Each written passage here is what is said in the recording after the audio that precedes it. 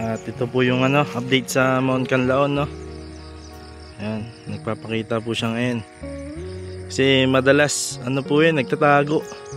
Kumbaga ngayon ko lang ulit siya nasilayan. At sa ngayon wala namang hindi naman siya nag-alboroto ngayon.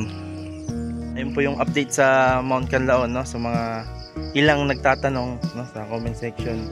Kasi siguro nare-receive nyo rin po yung message, no, na nag-aalboroto po yung Mount Canlaon.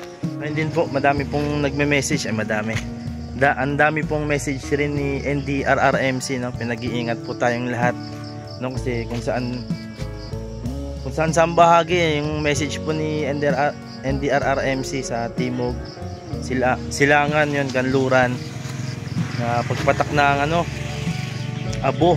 Pinag-iingat po tayong lahat. At yun, meron po tayong mahalaga rin pag-uusapan, no? Siyempre hanggang ngayon may mga nagtatanong pa rin po. At siyempre bilang karapatan nyo rin po talagang malaman, halina't ating pag-usapan. So yun, meron po tayong maikling pagsasamahan ngayon, no? Pupunta po tayo doon kala tita. Siyempre kailangan natin maayos na yung pwestuhan. Kasi yung pag-uusapan natin ay panggitgitan. Siyempre yung pag-uusapan natin ay kailangan natin ayusin, no? Kailangan natin magseryoso sa bagay na ito, no? Ganda ng ang gulo, kaso medyo magulo. Tabingi. Yun. Pero okay na yan. Medyo po tayo, masakit yung lalamunan. Pero tuloy-tuloy lang. Tuloy-tuloy lang, pero yung upload putol-putol. At yun, sa mapagpalang araw po at good morning.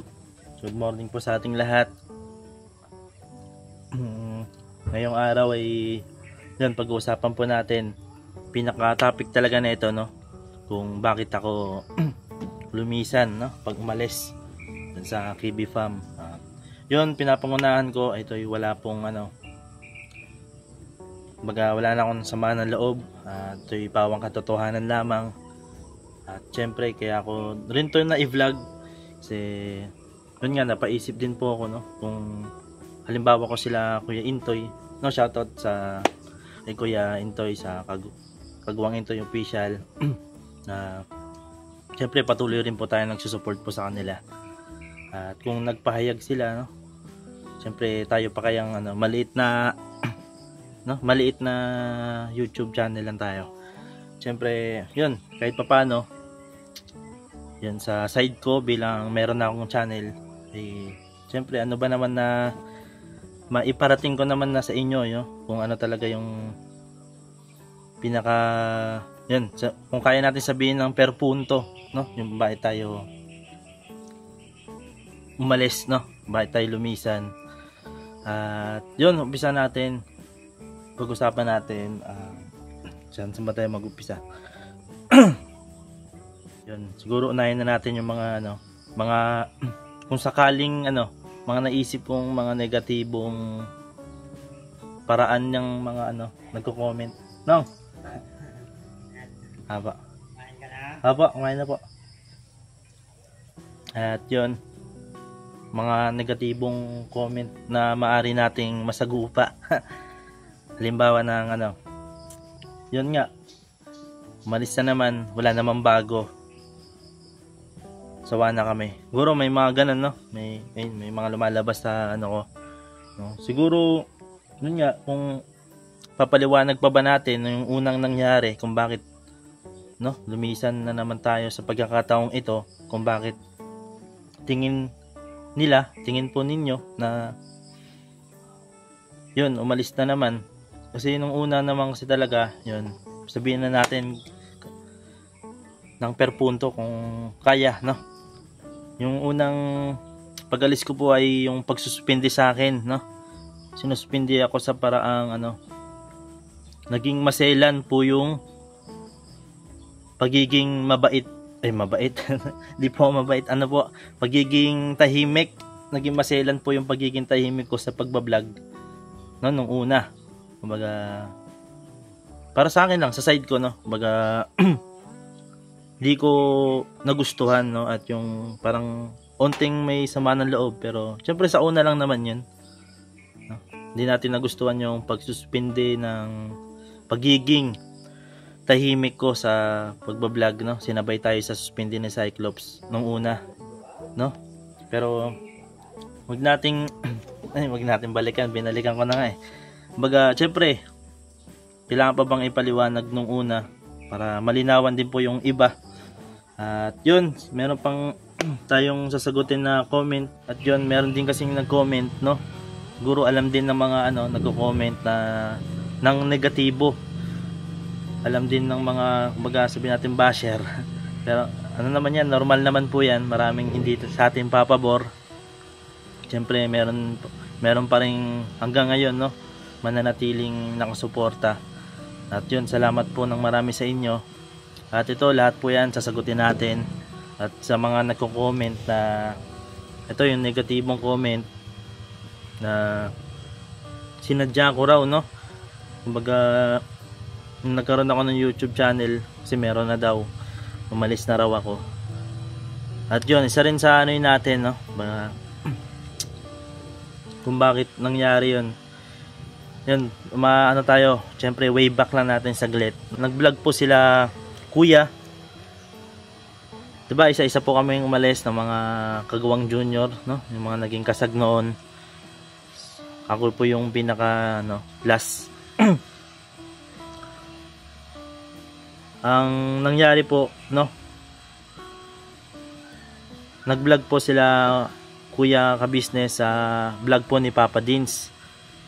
Kasi sa mga nagtatanong, sinadya ko raw na kasi bala ko naman po talagang subukin yung larangan ng social media, yung pagbablog. Siyempre sumagi sa isipan ko kasi doon na kami nasanay, nilatangkad nun eh. Kumbaga ako, no, sa sarili kong desisyon, ko kasi nag-vlog po sila kuya, sa mga nakakaalam po, no, sa mga nakapanood, yung tatanggalin na po yung Kagawang Junior, wala na pong Kagawang Junior. Alam ko nando si Dudong nun eh. Kumbaga siya yung huli ko nakasama nun. Yun, tapos sabi ni kuya, no, parang meron siyang iniiwang salita na yung tulong niya, no, para sa akin tulong yun na yun, nawala yung tinanggal po yung mga mga Kagawang Junior. Nagsabi si kuya na kung sino man ang gusto, no, sa amin, no, sa kanila, isa ako doon, na kung sino man ang gusto na pasukin yung mundo ng social media, o yun nga, itong pagbablog, ay walang parang walang pakundangan tayong tutulungan ng isang kuya ka business. Siyempre isa tayo sa mga gusto, no, baga gustong tahakin yung pagbablog, gustong subukan, no, isa po ako doon. At yun, sa mga nakakaalam po, no, yun po yung sinabi ni kuya nung vlog kay Papa Dins, na alisin po yung mga Kagawang Junior. Yan yung mga iniwang kataga ni kuya na naalala ko. At yun, di naman agad-agad na pumunta ako doon, no. Kumbaga marami pang araw na dumaan. Kumbaga pinaghandaan pa talaga natin yun. At yung pagpunta natin doon, nagdala tayo ng pizza, 3 pizza, at hindi ako nagkakamali. Tapos yun, pagpunta ko, bala ko magpa-promote kasi ayun po yung ni kuya, no, sinabi niya pala yun, no, yung promote, kumbaga promote yung tulong nila. Kasi kung gusto niyo pasukan yung mundo ng social media, pwede tayong i-promote ni kuya, no. Siyempre tayo bilang gusto rin naman, no, subukan yung ganong larangan. Yun, pumunta po tayo, ayun yung pinaka ko po talaga. Siyempre wala namang sama kung susubukan natin. Nagdala po tayo ng 3 pizza nun. Parang lang ba? Ano ba to? Yung pag gusto mong ibigay na pakonsuelo, parang ganun. At yun, binalag po tayo ni Papa Dins, no, sa labas ng KB House sa gilid. Marami po, kasama po yung mga ibang, parang kumpleto yung mga kagawang nun eh. Yung iba wala. Yun na nga, binalag po ako, no, ng pagpunta ko doon. Ang saya po namin, no? Ang saya po ng vlog na yun. At yun yung inaabangan kong ilabas. At yun nga, kumbaga, ay yung vlog na po na yun, kasi ano yun, pag-promote sa ginawa ko pong channel, no? Kumbaga gusto kong subukan. Kasi lahat naman tayo gustong ano di ba? Alam ko nga sila kuya, dati pinupuntahan nila yung mga ibang vlogger, no? Kumbaga nagpapa-promote, tulong, no? Siyempre si kuya nagsabi siya ng mga ganong kataga kung papasukin yung mundo ng social media. At yun, isa tayo sa gustong tumugon doon, isa sa gustong sumubok. At yun nga, na-vlog tayo ni Papa Dins, no? Yung pag-promote dan, pinromote din po yung bandang huli, sinabi natin yung channel natin. Baga kung makikita nyo po yun, yun basta Kenneth, no? Nakalimutan ko na yung channel kung ginawa na yun. Binalag po yun noon, no? Baga hinihintay ko po yun na ma-upload. Hinihintay ko na lang ma-upload kasi ilang araw na lumipas, no? Pagkatapos ng vlog na yun ay hindi pa rin na-upload. At baga hindi pala ayun yung mangyayari, no? Baga ayun yung time na pumasok sa isipan ko na kasi yung time na yon to na po to all throughout, no? Yung time na yon pagbalik po natin kasi di ba na-upload, baga may dumalaw po tayo uli, no? Sa business house dumalaw po ulit tayo, and na po yung time na naka-jacket ako, no? Tapos may bumalik na kagwang, ayun yung title po, no? Baga iba po yung nangyari, baga syempre tayo, no? Sa una lang naman tayo nagkakaroon ng no? Sa huli magiging maayos din ang lahat, no? Sa rin sa pabor din po sa atin na makabalik sa ka-business house yung time na yun. Iba po yung baga yan, kinuwento ko po sa inyo yung totoong nangyari, no? Hindi po nangyari yung pag-promote sa akin, kumbaga nagkaroon ako ng opportunity uli, no? Makabalik sa ka-business house. Yun, isa yun sa patunay na totoo talaga ang pagmamahal ng ka-business family, at yung kasiyahan doon ay wala talagang no holds bars behind, yung sinasabi ni kuya. Baga walang kaplastikan po yung totoo po yung sedon, makikita nyo naman po sa mga video. Yun nga, kaso nga lang, no, syempre bilang kailangan, karapatan nyo rin pong malaman yung side ko na baga meron din po kasi akong baga syempre may sarili-sarili tayong pananaw, may sarili-sarili rin tayong damdamin. Ako po kasi ay nakaramdam na baga ako lang yung pinagtataguan doon. Mahirap ipaliwanag yung bagay na yon. At yun, di ba? May lang tayong parang kusa lang nating nalaman at di natin nalaman yung katotohanan. Meron silang, para sa akin kasi iba yung dating, no? Kasi yun nga, sabihin nyo ng ko, isip bata, mabalat sibuyas, madamdamin. Pero pag para sa akin kasi yung pamilya, no, pag tinuring na pamilya, dapat wala kang tinatago. Kahit walang dapat, mahirap paliwanag hindi kasi tayo magaling sa sa English. English pala. At yun, yung pinaka talaga nito, saan na ba tayo banda? At yun, sa mga nagko-comment din po, no? Meron din mga negatibong comment na sa bagay napakarami naman, no? Hindi natin maiwasan yan. Ito yung hindi daw po ako hindi daw po ako nagpaalam, at yun, di maayos yung paalam natin. At syempre naiintindihan ko po kayo dyan, mga mahal na viewers, no? Sa mga negatibo. Totoo po na magiging hindi maayos, sapagkat syempre hindi po na i-vlog, no? Kumbaga hindi na parating sa inyo yung pagpapaalam ko po. Syempre para sa akin naman, no, kumbaga para sa akin po ay hindi ko na minarapat na ipa-vlog, no? Kumbaga hindi ko ginusto.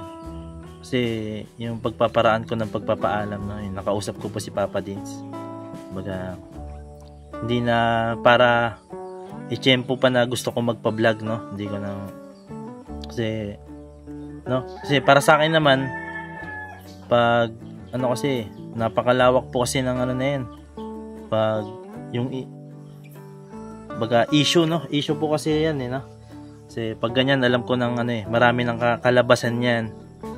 Baga parang ko na po, napipredict na pag binalag ka sa ganong sitwasyon, yung pag-alis mo, baga kung kayo ilalagay sa sitwasyon ko, pero hindi ko naman inaano kayo, kumbaga may kanya-kanya tayong pananaw. Kasi pag vlog po nila, pag vlog po nila kuya, mahirap po kasing magsabi ng side, baka saka syempre isipan ng mga tao, baka sabihin wala kang respeto, kapag sinabi mo yung mga paliwanag mo, kasi yun nga, ayun yung dating po sa akin, kung siguro tama po kayo, na hindi maayos yung para hindi maayos yung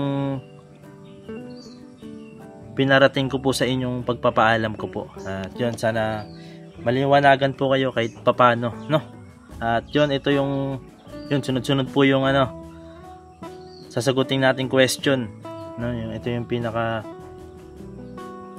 dulo, Siguro ito na po yung pinaka dulo. Siyempre pa, hindi na masyado humaba pa, at ito'y lang, wala naman na akong sama pa ng loob, kaya ko to nailabas, Gusto ko rin kasi na syempre kahit sa vlog ko, para maliwanagan yung mga nagko-comment, Syempre vlog ko to, kailangan meron din akong pahayag, tanggap ko kung ano yung maiko-comment nyo, kasi ito nalilabas ko na po yung yung mga katotohanan para sa akin. At kung mayroong mag-against, handa po akong patunayan kung meron tayong pruweba, yun, bilang panghuli, kaya po tayo patuloy na nagbablog. Yun, gusto kasi nating yung hangarin po nating nakasanayan na, yung tumulong, nag-aano lang po tayo ng pag nagkaroon na tayo, tuloy-tuloy na po yan. At kumbaga naghihintay lang po ako ng pagkakataon pa para makabalik uli sa pag-charity. At yun nga, kasi di ba nga, bilang pagpapatuloy ko po sa yun, kasi isa rin po ako sa nanghihinayang sa channel ko, kasi kumbaga inayos ko po kasi itong channel na to, sa mga di po nakakaalam, nagsaliksik po ako sa sa Google, kay Google, kay Meta, kay Google Assistance, na yung account po natin nawalan ng monetization, Sa mga nakakaalam po, yung huli kong vlog kay kay Trisha, yung graduation po niya, ay wala pong po yun, wala pong ads, baga sa madaling sabi, wala pong kita yung video na yun. Pero sinabi natin yung hangarin natin, babalik tayo, sa hangarin natin na pag may pagkakataon na at meron na tayo, yun, patuloy tayong yun, yung hangarin po natin na tumulong. At yun, salamat po sa pakikinig po ninyo. At yun, syempre I love you all. At sa mga sa mga patuloy na susuporta, yun, maraming salamat. At yun, salamat po sa pakikinig, muli, I love you all. Syempre, kita-kits sa next upload. Patuloy lang. Alright.